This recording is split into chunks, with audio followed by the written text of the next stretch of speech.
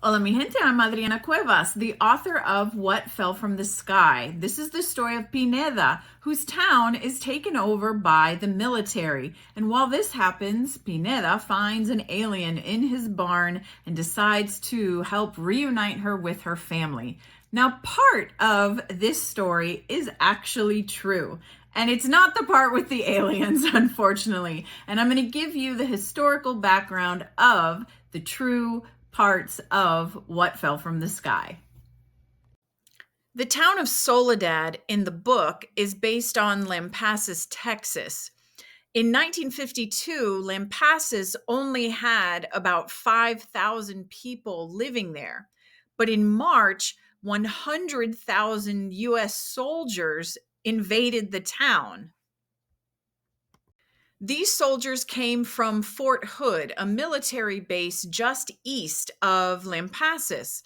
And they were part of an operation that was supposed to prepare soldiers for what might happen if a communist force ever invaded the United States. And just like in the book, they closed the schools and they closed the churches and they took over the newspaper. And there's a scene in the book where Pineda's father proves to him that the soldiers invading is all fake. It's all just part of an exercise. And he does this by handing him a copy of the newspaper that you see here.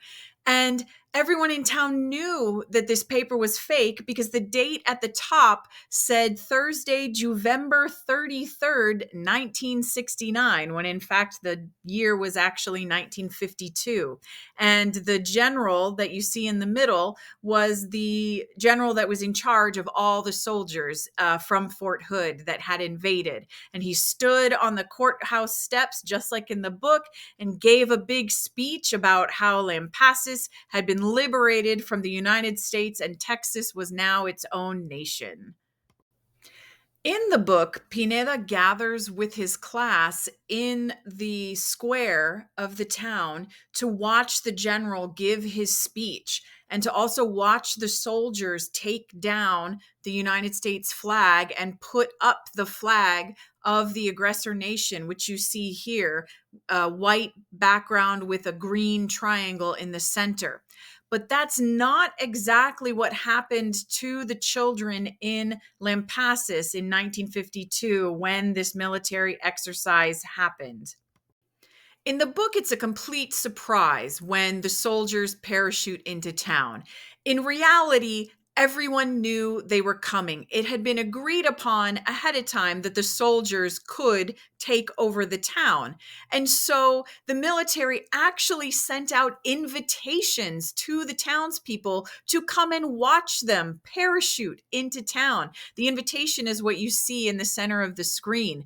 They even put school children on buses and bussed them out to this big field so that they could all watch the soldiers parachute in. And so the kids then went back to school and they drew their experience of what they saw when all the soldiers dropped out of the sky and into town. And so you can see in that picture this second grader's remembrance of this Jeep that dropped out of the sky. And so it wasn't really a surprise like it is in the book. So at first, there was a lot of cooperation among the townspeople and the soldiers as they completed their exercise. They were actually agreeing to play along with this whole idea that their town had been taken over by an aggressor force. But eventually, the townspeople got tired of that. The soldiers' tanks and jeeps were destroying fences and roads. There was evidence of cows and turkeys dying. Lampasas was in the middle of a drought. There wasn't a lot of water. And now all of these soldiers were here using up even more water. There was also evidence that this whole operation was going to be terrible for the soil that the farmers were dependent on to grow their crops. And so the farmers and pretty much everyone in town got tired of the operation being there.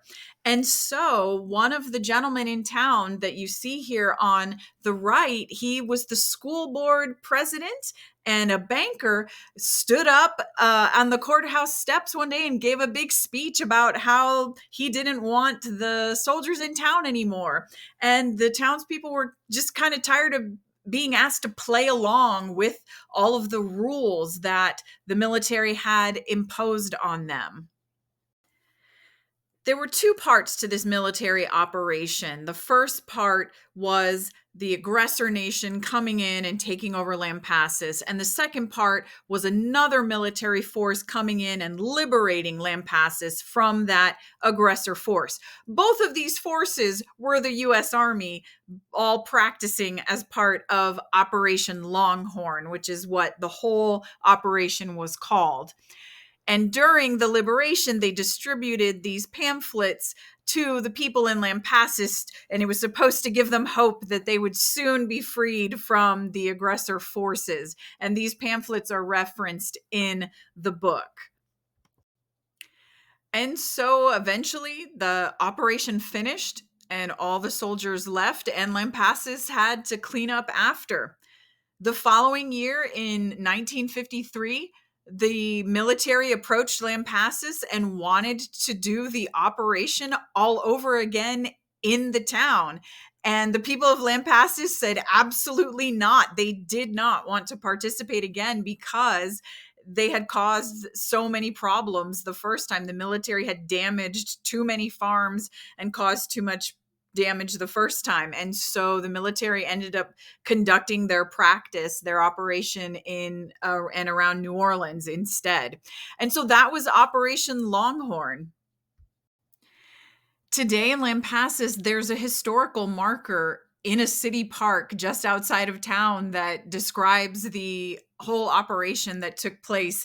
And let's just say the historical marker perhaps describes the townspeople as being a little bit more enthusiastic about getting to participate in Operation Longhorn than maybe they actually were. So that is the true story of what happened in Lampasas when the army took it over. When the army takes Soledad over, the townspeople react a little bit differently, especially since there are aliens involved. So I hope you enjoy Pineda's story and what he and his friends do to fight back in order to save their friend Luisa. And so I hope you enjoy What Fell from the Sky.